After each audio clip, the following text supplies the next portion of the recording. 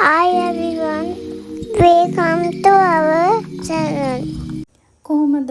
ඉතින් හැම අම්මා කෙනෙක්වම ගොඩක් ආදරෙන් මගේ channel එකට පිළිගන්නවා. අද අපි කතා කරන්නේ මේ චූටි පැටවුන්ට දෙන බිත්තර ගැන. ඉතින් බිත්තරවල ප්‍රතිලාභ කියලාම වීඩියෝ එක පටන් ගත්තොත් අපේ චූටි බබාලා ආහාර ආරම්භ කරන කාලේ බොහොම පොඩ්ඩක් තමයි කන්නේ. ඉතින් ඒ වගේ වෙලාවට ආහාර වේලට එකතු කළ යුතුම දෙයක් තමයි බිත්තර කියන්නේ. බිත්තර කියන්නේ වැඩි පෝෂණයක් අපිට බබාට දෙන්න පුළුවන් වගේම අපිට දැරිය හැකි මිලකට බිත්තර ලබා ගැනීමේ හැකියාව තියෙනවා. කාර්යබහුල දවසකට උනත් බොහොම පහසුවෙන් ඉක්මනින් බබාට හදලා දෙන්න පුළුවන් දෙයක් තමයි බිත්තර කියන්නේ. බිත්තර වලින් බබාට අවශ්‍ය ප්‍රධාන පෝෂක පදාර්ථය බොහොම පහසුවෙන් අපිට බබාට ලබා දෙන්න පුළුවන්. හැමදාම අපි හිතන්නේ බිත්තරවල ප්‍රෝටීන් තියනවා කියලානේ. ඉතින් බිත්තරවල ප්‍රෝටීන විතරක් නෙවෙයි. යකඩ, ඔමෙගා 3, මේද අම්ල වගේම මොලේ සෛල ක්‍රියාත්මක කිරීමට උපකාරී වෙන චොලයින් වැඩි ප්‍රමාණයක් බිත්තරවල අන්තර්ගත වෙනවා. ඒ වගේම සමස්ත මොලේ සංවර්ධනයට ක්‍රියාකාරකම් සඳහා බිත්තර ගොඩක් වැදගත් වෙනවා. බිත්තර කිව්වහම මුලින්ම එන ප්‍රශ්නයක්නේ. ඉතින් බිත්තර දෙන්න ඕන සුදුසු වයස. ඉතින් අපි ඒ ගැන මුලින් කතා කරලයිමු. නවතම නිර්දේශවලට අනුව ලොව පුරා තියෙන වෘත්තීය ආයතන DGA, NHS, ASCIA වගේ ආයතන මගින් නිර්දේශ කරලා තියෙන්නේ බබාට සොලිඩ්ස් පටන් ගත්ත ගමන්ම බිත්තර පටන් ගන්න කියලා. ඉතින් අපේ බබාට මාස 6 සම්පූර්ණ වුණාට පස්සේ මූලික ආහාර හඳුන්වා දීලා පසුව අපිට බිත්තර කහමදේ මුලින් හඳුන්වලා දෙන්න පුළුවන්. ඉතින් කිසිදු අසාධ්මිකතාවයක් නැත්නම් පමණක් බිත්තර සුදු මදේ හෝ සම්පූර්ණ බිත්තරය බබාට ලබා දීමේ හැකියාවක් තියෙනවා. දෙවැනි කාරණය අපි කතා කරමු බිත්තර හඳුන්වා දීමේ පියවර. අපි මුලින්ම දරුවෙකුට බිත්තර ලබා දීමේදී එය ලබා දිය යුතු ආකාරය සහ ඒ කළ යුතු ආකාරය ගැන මනා අවබෝධයක් තියෙන එක වැදගත්. පළවෙනිම දේ තමයි බිත්තරය හොඳින් තම්බ ගන්න ඕනේ. ඒ කියන්නේ විනාඩි 14ක් වගේ ඇතුළත බිත්තර කහමදේ තද වෙන විදිහටම තැම්බෙනවා. කහමදයෙන් ස්වල්පයක් ගෙන, ඒ කියන්නේ තේ හැන්දක ප්‍රමාණයක් මව්කිරි හෝ ෆෝමියුලා නැත්නම් ඇලර්ජි නැති බව තහවුරු කරගත් ඕනෑම එළවලුවක් සමග මිශ්‍ර කරලා බබාට දෙන්න පුළුවන්. වඩාත්ම සුදුසු මව්කිරි හෝ ෆෝමියුලා පාවිච්චි කරන එක. ඉතින් මව්කිරි බොන්නේ නැති පැටියෙක් නම් අපි ෆෝමියුලා පුරුදු කරපු පැටියෙක් නම් කිසි ප්‍රශ්නයක් නැහැ. ෆෝමියුලා එක්ක බබාට බිත්තර කහමදේ මුලින්ම ලබා දෙන්න පුළුවන්. අසාධ්මිකතාවයක් නෑ කියලා තහවුරු වුණාට පස්සේ ඕනෑම වෙලාවක සම්පූර්ණ බිත්තරය ලබා දීමේ හැකියාවක් තියෙනවා.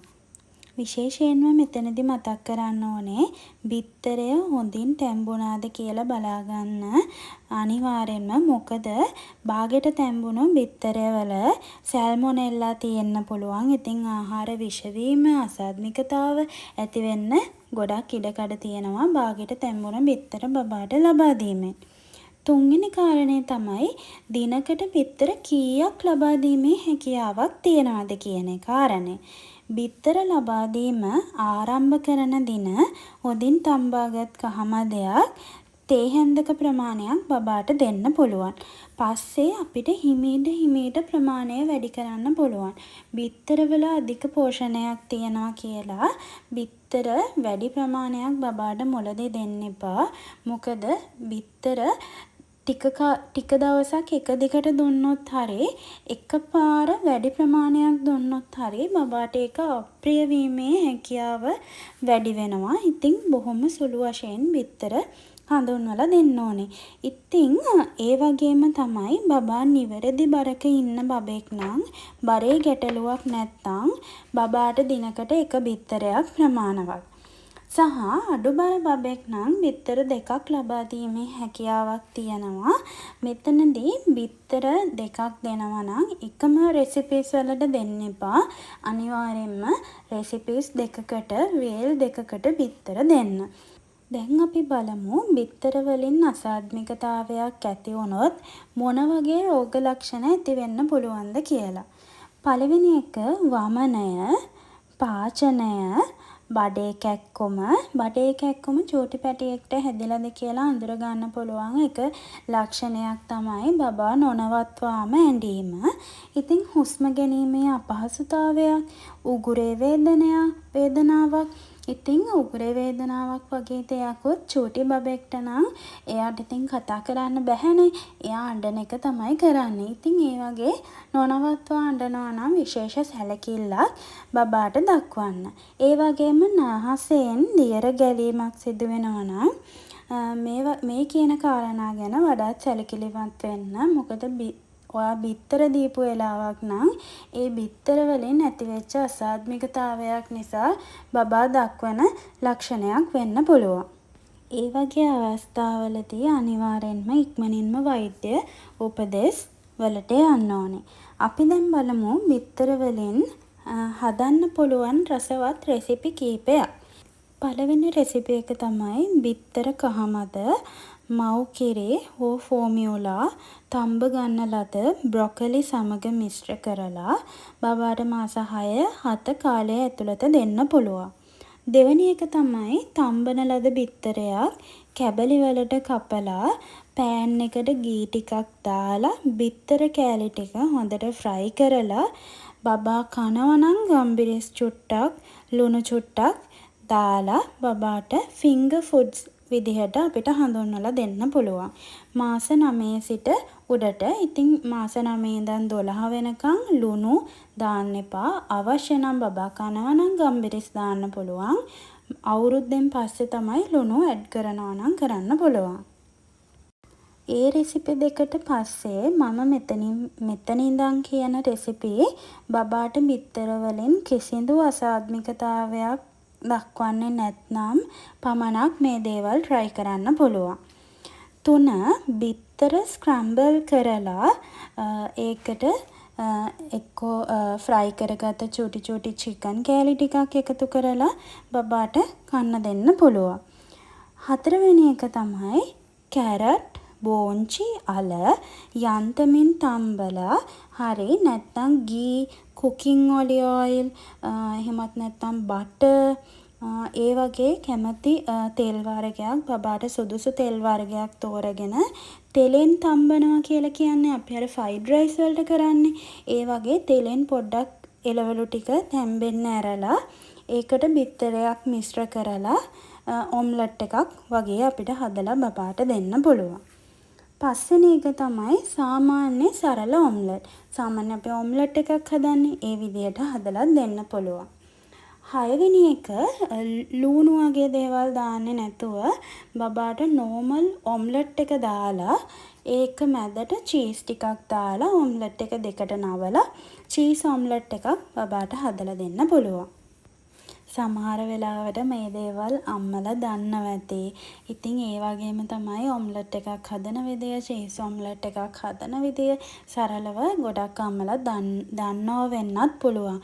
නමුත් මම මේ හැම දෙයක්ම සරලව පැහැදිලි කරන්නේ සාමාන්‍යයෙන් නොදන්න කෙනෙක් ඉන්නත් පුළුවන්. අපි හැම දෙයක්ම ජීවිතේ ඉගෙන ගනිමින් යනවා මිසක් අපි හැම දෙයක්ම දන්න අය නෙවෙයිනේ. ඉතින් නොදන්න අයත් ඉන්න පුළුවන්. ඉතින් ඒ හේතුව නිසා මං හිතුවා හැම දෙයක්ම සරලව මම කියනවා කියලා. ඉතින් දන්න අම්මලා ඉන්නවා නම් මට සමා වෙන්න මම මේ දේවල් වීඩියෝ එකේ කියනවාට. 7 වෙනි එක බිත්තර මෆින්. බිත්තර ස්පන්චි කියන්නේත් ඒවට තමයි. එතකොට මේක හදාගන්නේ බිත්තර සහ තම්බපු එළවලු එකට එකතු කරලා අපි සාමාන්‍යයෙන් අපිට මේකට පාවිච්චි කරන්න පුළුවන් ඉඩ්ලි හදන තැටිය තියෙන්නේ. හුමාලෙන් තැම්බෙනවන එකත්. නැත්තම් යටට වතුර දාලා උඩින් අපිට අර සිල්වර් වගේ භාජනයක් තියලා ඒකට අර බිත්තර සහ එළවලු එක දාලා හුමාලෙන් තම්බ ගන්න පුළුවන් ඕනෙම භාජනයක් මේකට පාවිච්චි කරන්න පුළුවන්. සරලව කෙරෙන්න ඕනේ අපි අර හදාගත්ත බිත්තර සහ එළවලු සාරය හුමාලයෙන් තැම්බෙන එක තමයි වෙන්න ඕනේ. ඊළඟ රෙසිපි එක හදාගන්න අපිට ඕන වෙන්නේ සම්පූර්ණයෙන් තම්බපු බිත්තරයක්, තම්බපු අල ගෙඩියක් සහ ලුණු, ගම්බෙරෙස් වයසේ හැටියට සහ අවශ්‍ය ප්‍රමාණයට. ඒ ටික ඔක්කොම එකට මිශ්‍ර කරලා චූටි බෝල හදලා අපිට පෑන් එකට ගී හෝ බටර් නැත්තම් කුකින් ඔලිව් දාලා පොඩ්ඩක් අර බෝල ටික ෆ්‍රයි කරලා ගන්න පුළුවන්. ඉතින් ලොකු බෝල හදාගන්න එපා. සාමාන්‍යයෙන් බබාට කන්න පුළුවන් ප්‍රමාණය පුංචි බෝල හදාගෙන බබාට දෙන්න පුළුවන්.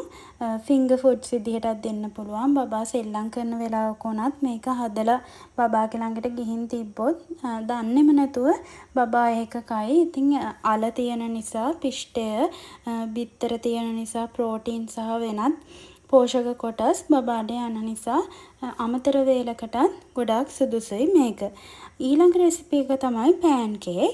ඉතින් පෑන් කේක් රෙසිපිත් මම 4ක් විතර ඔයාලට කියන්නම්. එතකොට පොඩි අයිඩියා එකක් ගන්න පුළුවන් නිසා. බිත්තර, නිවිති, කෙසෙල් එකට බ්ලෙන්ඩ් කරලා පුංචි පෑන් කේක් හදාගන්න පුළුවන්. ඊළඟ එක තමයි බතල සහ බිත්තර එකට බ්ලෙන්ඩ් කරලා ඒ පෑන් කේක් හදන්න පුළුවන්. අනිත් එක බිත්තර, කෙසෙල්, පීනට් බටර් බ්ලෙන්ඩ් කරලා අනිත් එක කඩල පිටි. ඉතින් කඩල පිටි ගෙදර හදාගන්න කඩල පිටි, තේ හැඳි එකක්, කෙසෙල් සහ බිත්තර මේකට මී පැණි චුට්ටක් හරි කුරුඳු කුඩු පොඩ්ඩක් හරි දාලා බ්ලෙන්ඩ් කරලා පෑන් කේක් හදාගන්න පුළුවන්. අපි මේ වගේ වෙලාවට නිවිති කොලයක් වගේ දාලා බ්ලෙන්ඩ් කරනවා කියලා හිතන්නකෝ. එතකොට පෑන් කේක් බැටර් එක සහ පෑන් කේක් එක හැදෙන්නේ කොළ පාටට. ඉතින් ඒකත් හොඳ විදිහක් කන්න අකමැති කෙටි වේල මග අරින චූටි පැටියන්ට හඳුන්වලා දෙන්න. ඉතින් අද වීඩියෝ එක ඔයාලට වැදගත් වුණා නම් මගේ channel එකට අලුත් අම්මලා ඉන්නවා නම් channel එක subscribe කරලා යන්න කියලා ආදරෙන් මතක් කරනවා.